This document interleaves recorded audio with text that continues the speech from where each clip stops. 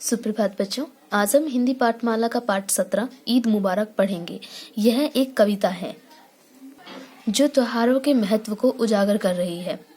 त्योहार हमारे देश में, हमारे जीवन में उमंग व उत्साह एवं जोश के साथ मनाए जाते हैं। जैसा कि हम सब जानते हैं, भारत विविधताओं में एकता का देश है। यहाँ प्रत्येक धर्म को समान रूप से सम्मान दिया जाता है। सभी एक दूसरे के त्योहारों में सम्मिलित होते हैं और उसे संपूर्ण हर्षोल्लास के साथ मनाते हैं। प्रस्तुत कविता हमें ईद रूपी प्रसिद्ध त्योहार के बारे में बता रही है। हमको तुमको एक दूसरे की बाहों में बंध जाने की ईद मुबारक। मुबारक अर्थात बधाई।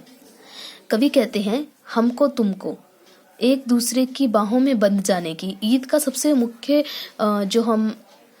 जो प्रमुख चिन्ह है वो यही है कि एक दूसरे से गले मिलना। तो एक दूसरे की बाहों में बंध जाने की, एक दूसरे के हम गले मिलते हैं तो एक प्रकार से हम एक दूसरे की बाहों में बंध जाते हैं। इस प्रकार की ईद मुबारक हो, यानी ईद की बधाई हो। बंधे बंधे रहे एक वृंत पर, खोल खोल प्रिय पंखुड़ियां, कमल कमल सा खिल जाने की, रंग रूप में मुस्काने की, हमको तुमको ईद मुबारक। कवि कहते हैं बंधे बंधे रहे एक वृंत पर। वृंत यानी कि डाली। जिस प्रकार एक डाली पर अलग अलग फूल खिले हुए होते हैं, इसी प्रकार हम एक ही डाली पर बंधे हुए रहें। खोल खोल प्रिय पंखुड़ियां यानी कि प्यार रूपी पंखुड़ियां, प्रेम रूपी जो पंखुड़ियां, उसे हम खोलकर कमल कमल सा खिल जाने की, कमल की भांति खिल जाने वाली, रंग रूप से मुस्काने की, जिसमें हम रंग और रूप यानी कि न केवल हम ऊपरी तौर पर बल्कि हम अंदर से भी, मन से भी प्रसन्न होते हैं और मुस्कुराते हैं। ऐसी हमको तुमको ईद मुबारक। इस प्रकार की ईद हमको और तुमको मुबारक हो। और जगत के इस जीवन के खारे पानी के सागर में खिले कमल की नाव चलाने, हंसी खुशी से तर जाने की, हमको तुमको ईद मुबारक। तो कवि कहते हैं जगत के इस जीवन के, जो हम जीवन जी रहे हैं, इस जीवन में खारे पानी के सागर में हर प्रत्येक व्यक्ति में कुछ ना कुछ तो अवगुण होते ही हैं।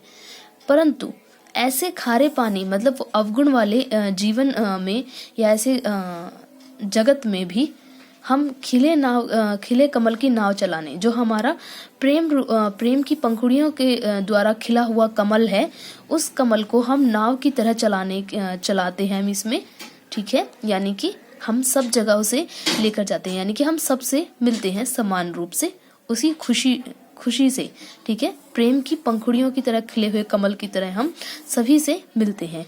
हंसी खुशी से तर जाने की, तर जाना यानी पार हो जाना। तो जो हम जीवन में अपने हम जो नाव चला रहे हैं, हम एक तरह से जीवन रूपी जो हम जीवन जी रहे हैं, एक तरह से चल रही है नाव। हमारा जीवन आज यहाँ से शुरू है तो यहाँ पे अंत भी है। तो इस प्रकार हमारी ये समझ लो जिस तरह से जीवन चल रहा है, एक तरह से नाव चल रही है। तो हंसी खुशी से तर जाने की, इस जो सागर है एक तरह से, इसमें से हम पार हो जाएं, ठीक है। तो उसको पार हो जाने की, हंसी खुशी से हम इस जीवन रूपी जो खारा पानी है इससे पार हो जाएं। इस प्रकार की ईद हमको और तुमको मुबारक हो, ठीक है। ये जो ईद है ये क्या करती है, हमें जैसे कहते हैं ना भव से तार देना। तो इस प्रकार हमारे जीवन रूपी जो है वहां से हम हंसी खुशी से पार हो जाते हैं। ऐसी वाली हमको तुमको ईद मुबारक। और समर के उन सूरों को अनबुझ ज्वाला की आशीषें, बाहर बिजली की आशीषें, और हमारे दिल से निकली सूरज चांद सितारों वाली, हमदर्दी की प्यारी प्यारी ईद मुबारक, ठीक है।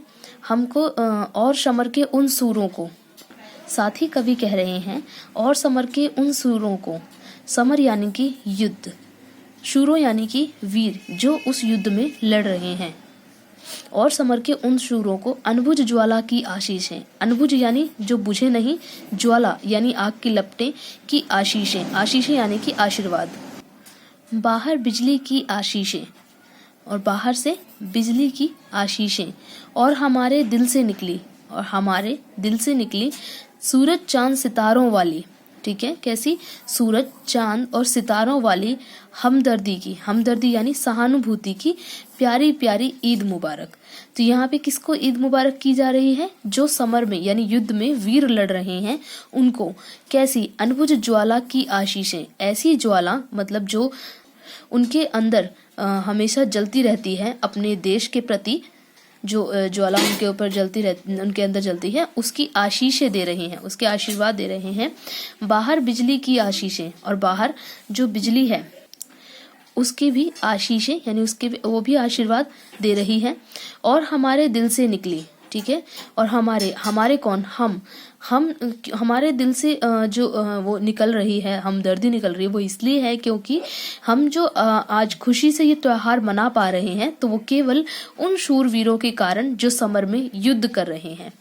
तो उनको हमारे दिल से निकले सूरज चांद सितारों वाली, ठीक है, सूरज चांद और सितारों वाली हमदर्दी की प्यारी प्यारी, जिसमें सहानुभूति है, इस प्रकार की प्यारी प्यारी ईद मुबारक हो। हमको तुमको सबको अपनी मीठी मीठी ईद मुबारक।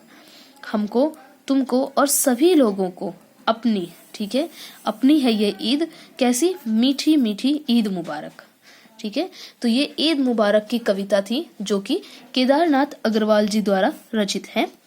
और ये कविता का पूरा अर्थ मैंने आपको समझा दिया है, आप इसका अभ्यास बड़े ही आराम से कर सकते हैं। फिर भी अगर आपको इस कविता को करने में कोई कठिनाई है तो मुझे व्हाट्सएप पे पूछ सकते हैं।